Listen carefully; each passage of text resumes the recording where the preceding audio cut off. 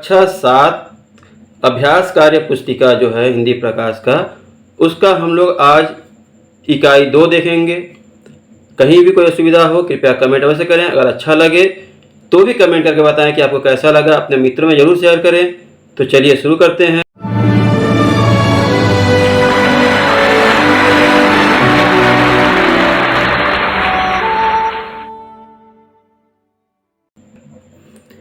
इकाई 2 में है घातांक।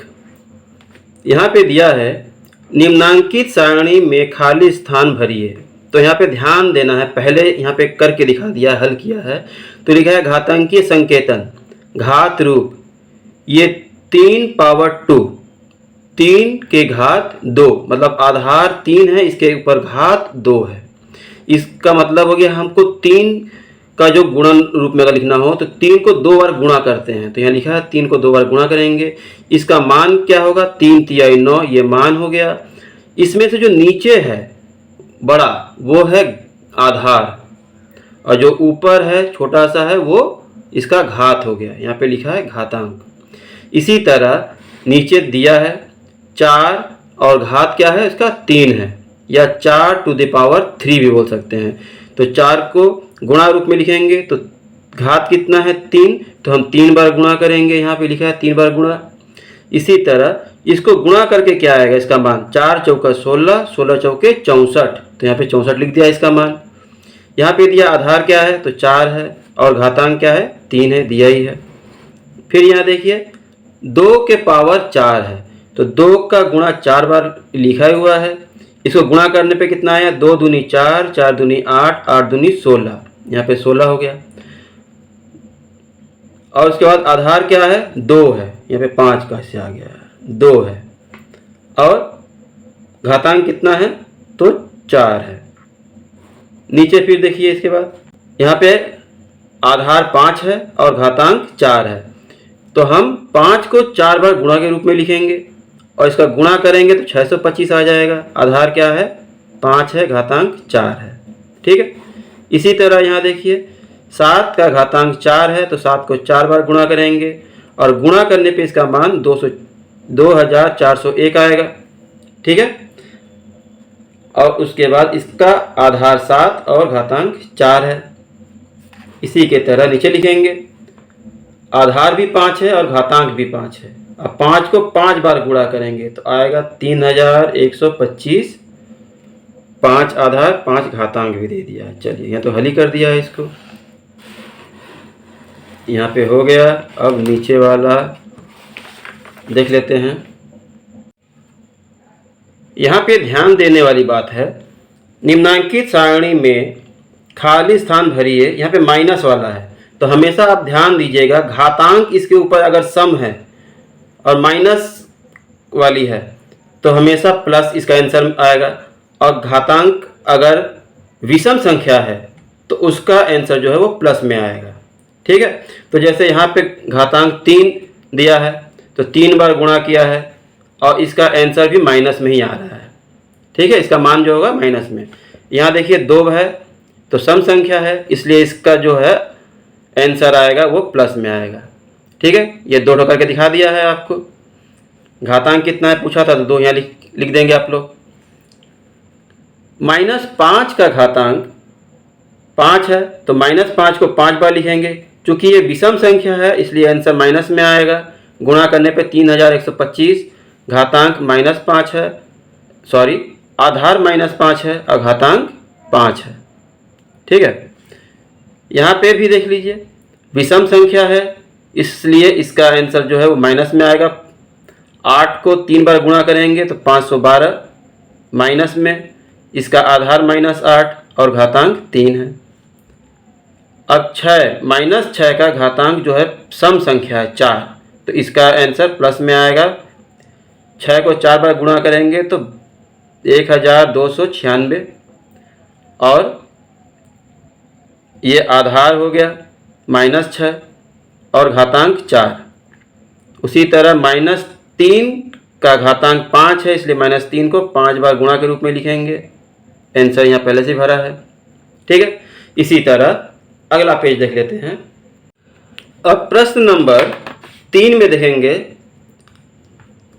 बटा में है तो कोई बात नहीं है, बटा में भी रहे, अब ब्रैकेट अगर रहे और उसके ऊपर घातांक रहे तो ये दोनों के ऊपर घातांक है, 2 है तो इसका घातांक क्या है, 2 है। आधार ये दोनों है, 3/2, इसको गुणा के रूप में लिखेंगे और गुणा करने के बाद 3 तिहाई 9 और 2 दूनी 4, यहाँ पे हल किया हुआ है। सेम इसी तरह इसके नीचे करते जाएंगे जो कि मैंने पहले से करके रखा है। देखिए 5/4 का घातांक 3 है, 3 बार लिख दिए, 125/64, 5/4 आधार और 3 घातांक, माइनस है 3/6, तो चूंकि घातांक 3 है, विषम संख्या है, इसलिए इसका आंसर माइनस में आया है यहाँ पे। ठीक है, 125, 216, 5/6 माइनस में और 3, ये दोनों मिलाकर 4 और 2 6, घातांक कितना है 6, मतलब इसको 4 बार यहाँ लिखेंगे फिर 2 बार लिखेंगे, कुल मिला के 6 बार गुणा करके 64 यहाँ पे पहले से भरा हुआ है। इसी के तरह इसको भी करना है, तो 2 और 3 5 बार, तो देखिए मैंने 2 और 3 5 बार यहाँ लिखा है। गुणा करेंगे तो 243, आधार 3 और घातांक 3 और 2 5। ठीक है, इसी तरह आगे चलते हैं। 2 और 4 6, -4 दोनों हैं, दोनों के ऊपर एक बार 2 है एक बार 4 है, तो टोटल 6 बार, यहाँ 6 बार लिखा हुआ है। गुणा करने के बाद 4096 आएगा। अब चूंकि 4 भी सम है और ये भी सम है, तो इसका आंसर जो है माइनस था लेकिन यहाँ प्लस में आया है, क्योंकि सम संग आधार है, घातांक है। आधार क्या है 4 है और घातांक दोनों मिलाकर 6। ठीक है, इन दोनों में 3 2 5, 5 बार यहाँ हो गया है। गुणा करने पे 32/243, आधार 2/3 और घातांक 5। यहाँ 4 3 7, घातांक कितना है 7, विषम संख्या है, इसलिए आंसर भी माइनस में रहेगा। 1 का चाहे जितनी बार गुणा करेंगे 1 ही रहेगा, और 2 का गुणा किया तो 128 आ गया, 2 दूनी 4, 4 दूनी 8, 8 दूनी 16, 16 दूनी 32, 32 दूनी 64 और 64 दूनी 128।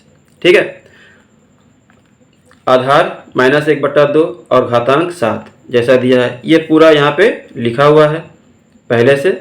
नीचे वाला हम लोग देख लेते हैं, थोड़ा सा टेढ़ा कर ले क्योंकि कैमरा में नहीं आ रहा, चलिए आ गया।